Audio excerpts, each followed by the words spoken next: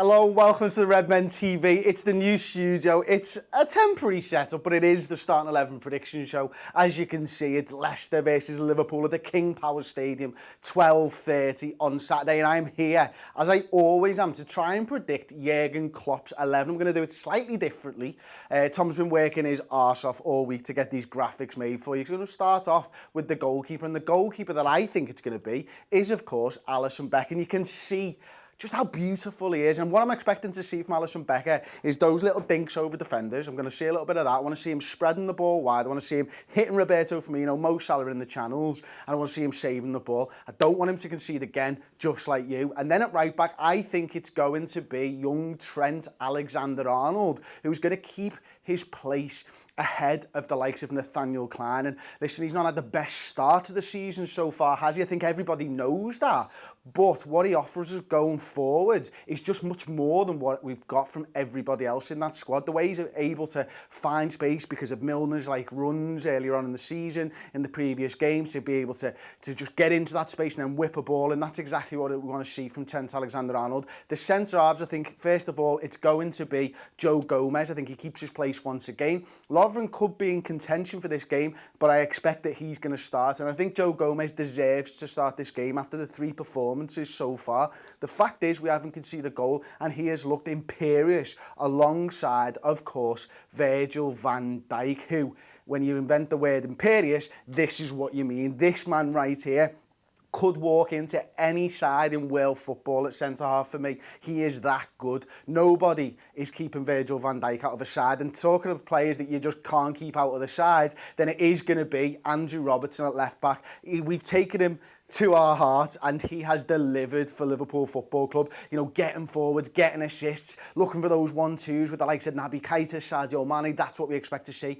But he's solid defensively as well. And him and Trent Alexander-Arnold now, one goes, one stays back. One goes, one stays back. And that's exactly what we've seen, whereas what we used to see when we conceded more goals last season, certainly around the time of October time, you'd see both fullbacks going on in Liverpool being caught on the break a lot more. And for me, that's one of the key tactical changes that Jurgen Klopp's enforced since that Tottenham defeat, is that one of them goes at one time, and it's great to see. And in centre midfield, I do think it's going to be a return to the lineup for the captain, Jordan Henderson. Gini Wijnaldum's played brilliantly in the six, but I do feel like it's time now that Jordan comes back into this side, dictates the tempo, and starts moving the ball short, fast, quickly, and then long when he needs to. And that's what Jordan Henderson can bring to this side, isn't it? We all know how good he's been. If you're a Liverpool fan, I think most Liverpool fans would say he does set the tempo for us. We've seen that in his substitute appearances so far this season.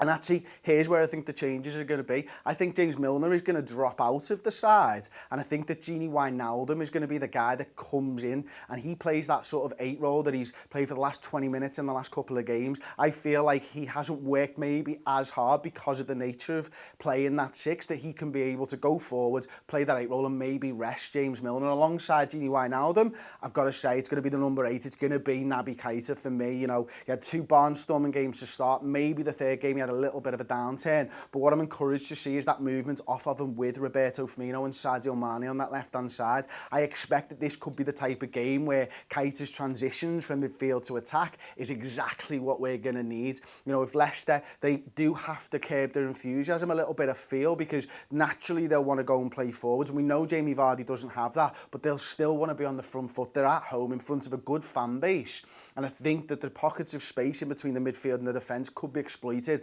by someone like Naby Keita. And a guy who's going to come in next over on that right-hand side for me, you know, Mo Salah. I mean, he's had his problems with the Egyptian FA. I don't think that's going to affect things for him. I think without being bang in form, he has created and scored goals already. 7 chances created, I think it was, from inside the area in the last couple of games. And, you know, he's really getting on the ball and really looking to affect football matches without being at his absolute top level. And then in the centre position, I think, of course, it's going to be Roberto Firmino. And Roberto Firmino adds so much to this side. He really, really does. And it's not always going to show up in XG. It's not always going to show up in stats. It shows up in movement. When you watch the game with your 2 eyes and you look at Roberto Firmino, there is a reason that he is Liverpool's number 9. It is because he links everything that we do so well. And finally, rounding out my starting 11 for the day, I think Sadio Mane, again, a guy that's been in absolutely fantastic form so far this season over on that left-hand side. So let's have a little look at the entire squad then, and we'll bring that in right now.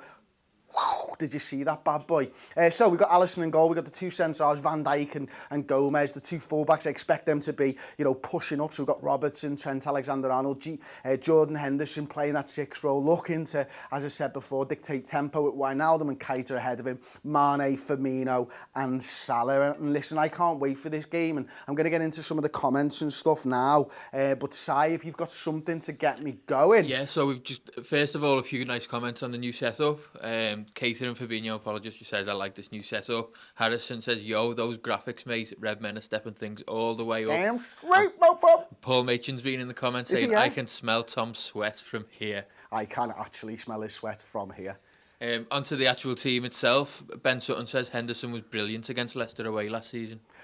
Yeah, I don't remember that, so I'm going to take your word for it. He scored, actually, didn't he? When we beat them 3-2, I think I'm right in saying. I didn't go to that game. I went to the one in the Cup where we got knocked out, and Danny Moore was tremendous for us. I remember that game a little bit more and stuff. And Mohamed Charles, and just echoing what the other lads have said, nice setup. Have you got anything else on, maybe something other than where's Fabinho? So Robert Moore wants to know if you think Shaqiri will get any minutes. I do. I really feel like if you watch the Uncensored Match build-up show, you'll see the other side of the studio. And I tell you what, it is looking slick. I'm literally stood in front of it now and it looks absolutely brilliant. It really does. And, I spoke about how I'd like to see Shaqiri in this side. I don't actually think Klopp will do it, but I feel like this could be a game for the same reasons that I said about Naby Keita and finding those pockets of space between the defence and the midfield. I feel like Shaqiri could cause a little bit of havoc in those areas, and I'd really like to see it. That on 60 minutes, regardless, even at 2-0 up, I'd like to see Shaqiri get some minutes and see what he can do in this side with Salah, Mane and Firmino ahead of him. That's the thing that really interests me. And I said, everybody will be talking about it. I'm sure there's loads of people talking in the comments about Fabinho and where is he. I just don't feel like there's any need to rush this guy. We know we've got a quality player there. We know we've spent a lot of money on him, but there is going to be a lot of games this season. And if Fabinho isn't quite right for the setup, then do not introduce him. The midfield's been playing well, and he's been playing well with four players, really. And I think we know that Wijnaldum started all three games, Milner started all three games, and Keita, but Jordan Henderson's come into a couple of those games as well. And those four players have been doing a sterling job, as evidenced by the fact that we haven't conceded and we've scored 7 goals. So it's not like we need more defensive stability, which is something that Fabinho can give us. So right now, let's just trust Klopp, just trust that he's working with him on the training ground, in the classroom, drilling into him exactly what he wants from that defensive midfielder position. Let's not worry about where's Fabinho. Let's worry about getting 3 points, and Klopp will be doing exactly the same, and he'll be putting a midfield out that he believes is right for this game today or Saturday. Not what's right for this team in 2 months' time. That's what Klopp's got his eye on as well. Us as fans, I think sometimes we like to jump ahead of ourselves. We want to see the new guy into this system. Right now, Klopp might not feel that it's right, and therefore, I don't think that he's going to play. So first of all, there's loads of people asking about the Champions League draw and what we think about the pots and stuff and whether we're going live. We're going live at 5. 5 alive. 5 live. It's going to be amazing. Yeah, keep an eye on So yeah, 5 o'clock we'll be going live. We've got all sorts planned for it. Should be good. Ben Turbeville 123 says, I definitely wouldn't drop Milner, 2 man of the match in 3 games. You know what? Listen, if it was a personal thing and we were playing this formation, I probably wouldn't either. But I feel like because Naby Keita got substituted on about 65 minutes last game out. James Milner obviously played a little bit longer. I feel like it might be Milner's time, and something that John Machin referenced on the build-up show was the fact that we want to see the best of James Milner later on in the season as well. And for me, I kind of go along with that. And then, listen, I know that he looks like he could just go forever. He's 32 years old now. He's probably one of the fittest members of the squad. But for me, you do have to make sure that you can get the best out of James Milner towards the end of the season. And listen, it might be a little bit too early to be doing that now, but then I don't think it is. I think what we're ensuring is that when it comes to crunch time, we've got our best players available and they're playing at their absolute top level. So for me, that's why I think Jurgen will rest James Milner. I'm wrong most of the time on this, so don't shoot the messenger. This is just what I think Klopp's going to do on any given Sunday for keeping up with that. Okay, one more, let's go. Jasmine Griffith says Virgil v Harry Maguire will be a war on corners. Would you take him as a long-term replacement for Lovren?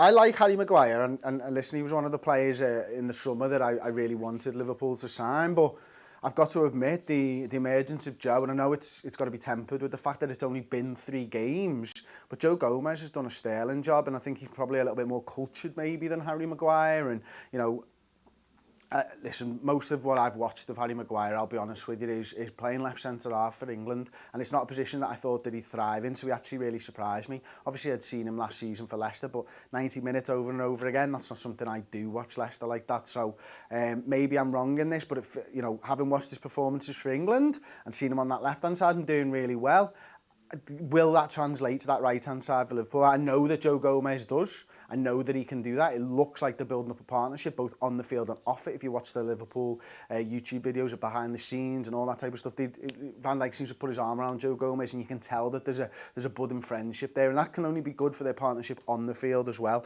So for right now, for what you're talking, 50-odd million quid, I'd be quite happy with Joe Gomez and Dejan Lovren, because quite honestly, I'm not sure he's that much of an improvement for that much money.